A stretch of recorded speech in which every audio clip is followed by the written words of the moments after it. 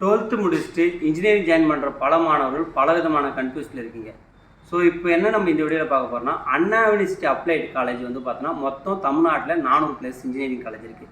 அதை ரெண்டாக பிரிக்கலாம். ஒன்று அட்டானமஸ், இன்னொன்று வந்து பார்த்தோன்னா நான் அட்டானமஸ். இதில் தான் உங்களுக்கு எது பெஸ்ட்டுன்னு கேட்குறீங்க. அதனால் வீடியோ ஸ்கிப் பண்ணாமல் பாருங்கள், உங்களுக்கு தெளிவான ஒரு ஆன்சர் கிடைக்கும். இப்போ வந்து பார்த்தோன்னா மொத்தமாக அட்டானமஸ் காலேஜ் வந்து பார்த்தோன்னா 150 காலேஜ் இருக்குது. நான் அட்டானமஸ் வந்து பார்த்தோன்னா மீதி காலேஜ் எல்லாம் நான் அட்டானமஸ் காலேஜில் வரும்.